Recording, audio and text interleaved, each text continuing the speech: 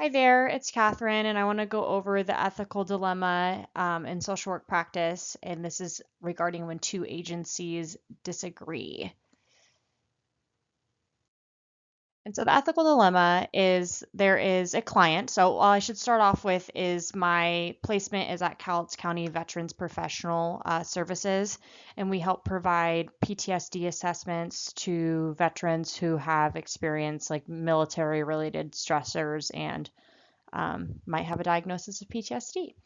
And so the other agency that we're affiliated with and in the same roof as is the Cowlitz County Veteran Service Center, and they help with any claims. It doesn't have to be PTSD, related claims, whether it's like hearing claims or health concerns regarding Agent Orange, et cetera. And so there's a client that has some pretty acute behavioral considerations. And so there's kind of this ethical dilemma of one agency thinking that she should be referred elsewhere, that we're not best suited to assist her, and then the other agency feeling that we have a moral obligation to help support all veterans unless we absolutely can't. And so the ethical dilemma is kind of regarding a client who has some paranoia type concerns and has threatened litigation, that no one's here to really help her, that she's going to commit suicide, that she doesn't trust anyone here, kind of etc. And so, yeah, just some big behaviors that I don't have to go as much into, but a lot of crisis involvement, and again, we're not a crisis, center. We're not, we don't provide behavioral health services either, but in some general threats to the agency, I'm going to report you guys, I'm going to this, I'm going to that. I don't trust anyone here, etc.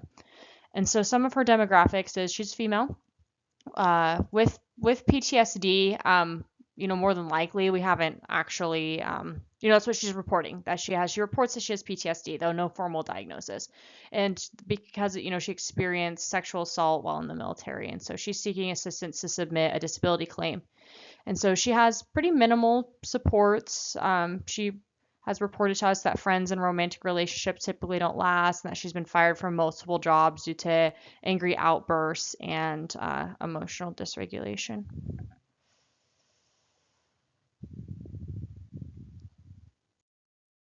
Ethical relativism. So I've chosen this framework as ethical relativism. There's a value that ethical decisions should be based on context of the situation. So you're going to weigh both the pros and the cons, and it's not necessarily a black and white choice. So the most amount of good produced for the greatest numbers is a value of ethical relativism, as well as being a results based approach. And when I say results based, what I'm referring to is what's the result most likely to be. So if we make, this ethical choice, what's likely going to be the outcome? If we make of this other ethical choice, what's likely going to be the outcome? And which choice produces the most amount of good. And so this also relates to the least harm principle when in situation where there's no clear choices. So what ethical principles are in conflict? Well, I bring up protection of life versus self-determination because in this case we'd had a client, the client I was speaking of, and she, stated that she was going to commit suicide, and if she had a gun to her head, that she would pull the trigger. And so it became, protection of life versus self-determination in that case. And then also to least harm versus privacy and confidentiality. And so with least harm, what's the least amount of harm that's, going to happen to this individual, but at the same time there's the privacy and the confidentiality, concerns. And so when it came to her, suicidal statements, we put protection of life and least amount of harm over self-determination and privacy and confidentiality.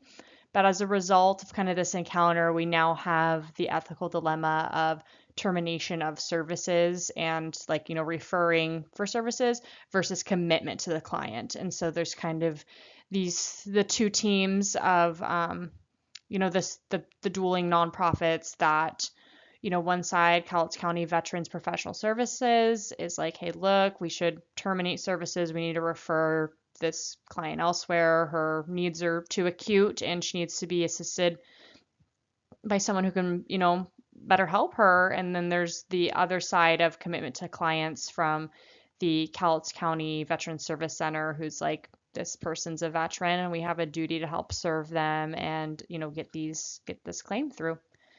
And so I added the ethical principles screen from our assigned reading that kind of just goes through, a hierarchy.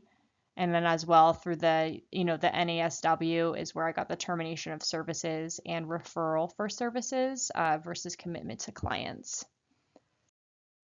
So I wanted to create an eco map and kind of some environmental context just regarding our client. Now we don't have a ton of like initial intake information unless we're doing an assessment. So when it comes to the Cowlitz County Veterans Services side of things, it's a lot more casual. This isn't the one where you do the PTSD assessments. And so you kind of just get someone's name, you get them on the schedule, get them connected with a service officer to help with a disability claim, regardless of the disability.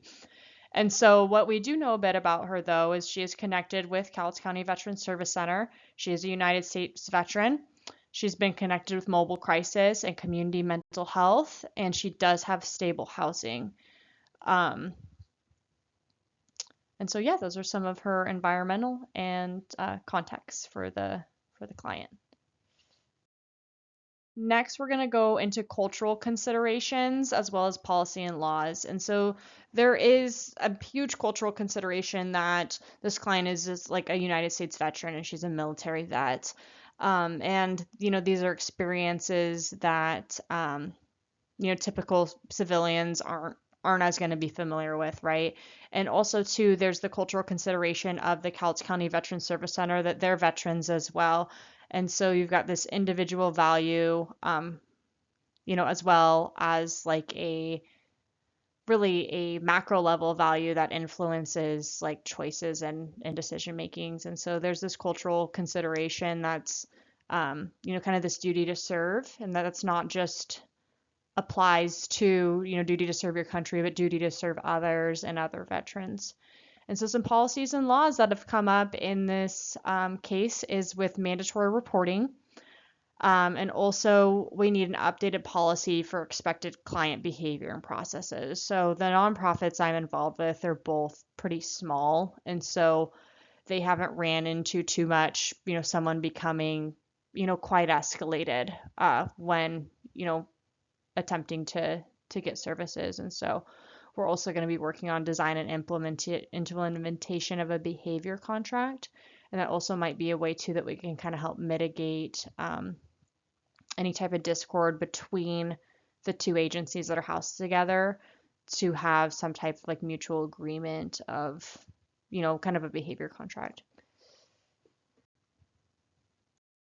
So I do have personal bias and value difference that I have to work through. And a lot of the value differences is between myself and some other social workers and then valued, truly valued volunteers of the agency. And so my bias kind of comes from like education and mental health experience. So kind of assuming like, well, the social work team, the profession, kind of more mental health side of this team, we know what we're talking about, or we're more educated, we have mental health experience, and working through that bias that doesn't inherently make our judgment, better.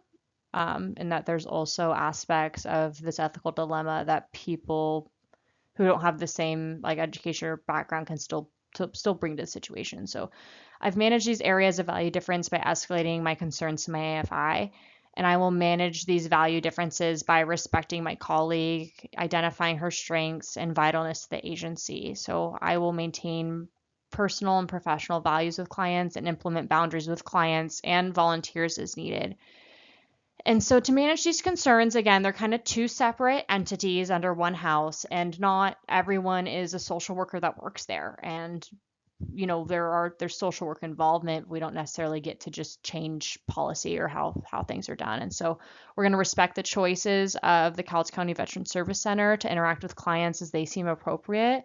and we will voice our concerns of maintaining boundaries and appropriate escalation procedures with Cowlitz County Veterans Professional Services. So, and we will refer clients out for mental health assessments, including assessments for PTSD, or at least with this client, because we really do feel from our, like, with our clinical judgment that she's going to need like a more cross-lateral like assessment than we're able to provide.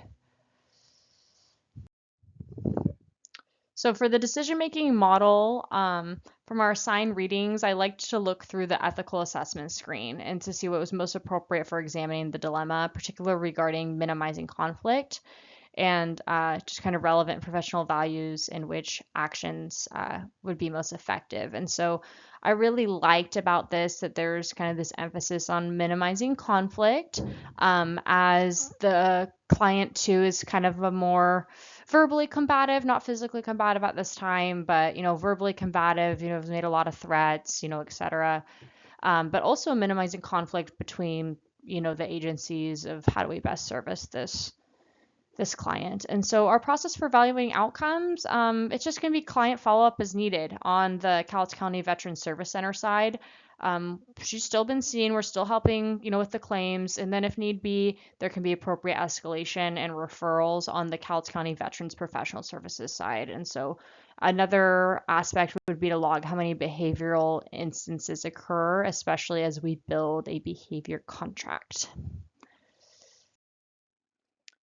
The outcome is still a bit ongoing as the client's still being seen by the Cowlitz County Veterans Service Center, but there's protocols in place for the client to be referred out as needed when it comes to like mental health concerns. And so for the theoretical framework I wanted to focus on was person and environment, as this is a tool it's to help understand like what choices, barriers, and beliefs, for both the client and as well for Cowlitz County Veterans Service Center. So this model aids in my understanding to why the client may behave in certain ways, and also why the Cowlitz County Veterans Service Center, may respond as they do. So this has aided in my understanding of ethical and professional behavior. And so this has helped with my understanding of differing values, and also understanding that as a social worker, you're not always going to work with other social workers or people with social work backgrounds and frameworks when it comes to ethical, decision making. A lot of times it's an interdisciplinary team, and it's an interdisciplinary, effort, to get nonprofits going, or, really, in really most areas. And so, and as well, social workers' conclusions on ethical dilemmas will likely vary due to what ethical decision-making frameworks best speak to them. And so we can only be responsible for ourselves when it comes to ethical decision-making, and, and helping to, educate and staff with others. But it really comes down to, how we can be responsible for ourselves. So I'm going to go ahead and jump into our references page, and I appreciate everyone's time and listening to my presentation, and so take care.